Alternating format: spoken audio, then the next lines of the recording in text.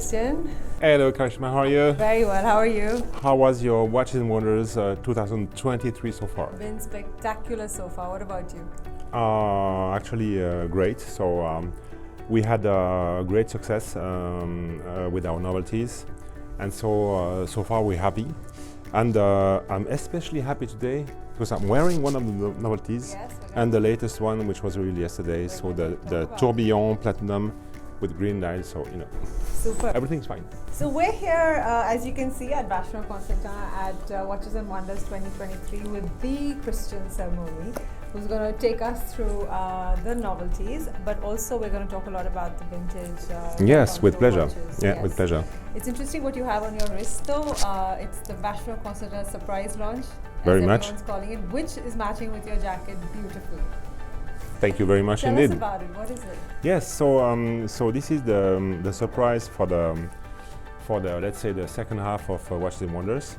So this is a timepiece from the traditional collection, and this is an automatic tourbillon in platinum, 41mm diameter, with a very beautiful green that, which I would say like a kind of mint green, very sophisticated. So this is a green color which has been really developed in order to match with the platinum case, because it has some hints of gray in it. So I think on my side it's very subtle, very elegant, so it's a joy to wear. Super, fantastic. We want to get right to the watches this Yes. year. A lot of retrograde dates Yes. is what we're seeing. So before we actually get into this gorgeous salmon retrograde date that you've introduced this year, tell us a little bit about Vacheron and the heritage and the history and the tradition of the retrograde. Very much. So of course, so I would say that retrograde function started at Vacheron Constantin in the 20s, but they were not pocket watches or wristwatches. They were more desk clocks, very much in the pure style of Art Deco, that were made together with our partners in Paris, Verger Brothers in English. So very beautiful desk clock Art Deco with some retrograde functions. The very first wristwatch that Vacheron Constantin made with a retrograde calendar is a watch that we have delivered in 1940. However, that timepiece was, I would say, designed and developed between 1936 and 1940, and it was, or it is, a bespoke, full bespoke timepiece, which had a minute repeater, and also days of the week, and of course 31 days retrograde calendar on the upper part of the dial. So in a nutshell, so this bespoke timepiece is the kind of ancestor of the watches that we are presenting this year at Watches and Wonders. Super, fantastic. Talking about vintage watches, Christian, do you think it's coming back more and more stronger? There are lots of new novelties that we're seeing last year, but since last year, and we've seen the 222 as well, Yes. re-edition launches. Yes. Do you think vintage watches is coming back as a strong trend and a higher demand for them? Yes, very much. I would say that globally speaking, the trend for vintage in general, I would say even outside watchmaking, is extremely strong. So if you think about, for example, I don't know, if you are into photographic cameras, for example, are very much influenced by I would say old-style cameras. So we have numerous examples of how vintage is very much present in our lives. To come back to watchmaking, there is a great interest from clients and from the public for vintage watches. This is something that we have seen in several years, and also I would say the volume, I would say, of watches, vintage watches, which are still available on the second market, is very, very important. And you can see as well the success of auction sales of vintage watches, which is really booming as well.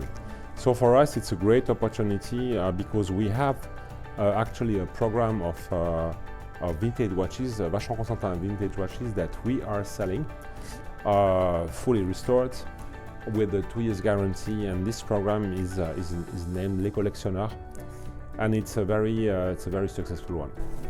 Coming to the topic you just mentioned, auctions. Yes. We've actually seen a drop in the sales of auctions last year. Do you think that has a lot to do with the pre-owned market opening up, and especially brands supporting the pre-owned market themselves? Well, it's difficult to say if this had an influence on the, let's say, what happened in the last quarter of the year 2022. But obviously, we know that the value of vintage watches is going up and sometimes down. So this is something what that happens. I think that we are not facing a kind of crisis situation, but rather a correction, considering that some watches, some very hot pieces on the market, reached, I would say, in 2021 and in the beginning of 22, very high prices, and I think it's just a correction. But the market, I think, is still very, very strong. Okay, great. Christian, you've been a part of this industry for over 3 decades now. Yes, true. And so if you had to define a collector, how would you put it? I think there are many ways to define a collector. In reality, it's very interesting to talk about the evolution of collecting watches.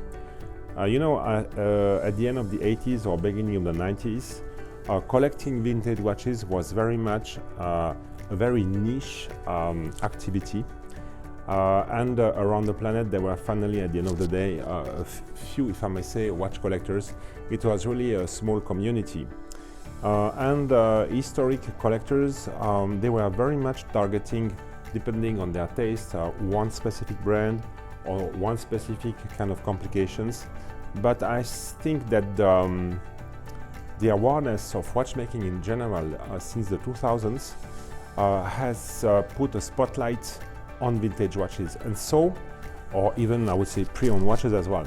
So I think these days there is no more, I would say, a typical collector description. But for example, we have collectors who are collecting exclusively Vacheron Constantin watches. Then we have collectors that are collecting exclusively sport elegant watches, or certain number of complications, and no matter the brand. So I think that this showcases the vitality of the secondary market, and I think it's something which is very positive. What is your collection like? Small. Small, because I have the chance to work, I would say, within the watchmaking community, and for this reason, I have plenty of opportunities to wear beautiful watches. We should do a whole entire video on your collection. They were very interesting to see those watches someday. Why not? Why not? It would be something maybe to think about for the future. Yes. But yes, of course. I mean, when you are into this community of watchmaking, of course, this is a community of passionate people. And I confess, I have a great affection for watches since my childhood. So I think I'm not that different from the others. You mentioned you get a lot of watches to restore at Vacheron. Is there something that has completely wowed you? You mean talking about the restoring of the watches? You mean vintage watches that we have restored? So again, it's very much a matter of taste. So it's hard for me to mention one single watch. Potentially, I would say yes. There are numerous examples at the end of the day. But yes, during the 50s, Vacheron Constantin made some very interesting rectangular timepieces.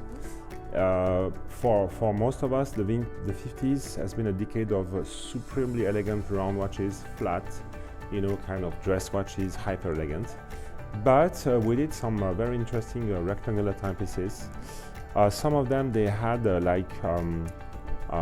crystal of the watch face was also, how can I say that, domed, or it was like faceted. And I'm thinking about one model from the 50s, which is the reference 4591, which doesn't give you a lot of information, I agree with you. But this is a rectangular watch which has a sapphire crystal which is faceted. And that one was in platinum with silver dial and diamond indexes, and this is so chic. And do you have a highlight this year at Watches and Wonders? Yes, of course. We have been talking about the retrograde function, which is I would say probably the biggest topic at Watches and Wonders. So for me, it's hard to reduce, I would say, this launch to one single timepiece. I think that the overseas retrograde date is highly interesting, because this is a combination of complications, namely the retrograde calendar and the moon phase, which is unusual in a sport elegant timepiece. And we decided to go for it because we think that such sport elegant timepieces are so well adapted to today's way of life that we have, like, you know, living living in large cities. You know, we are jumping from one meeting to another one, especially here. And so we do appreciate to have a timepiece which is very versatile. So, you know, you can change the bracelet in a few seconds from steel to rubber, for example, and get another watch depending on your activity. And so I love very much this classic type of complication in such a design. So I would like to elect it as probably one of my favorites for the show.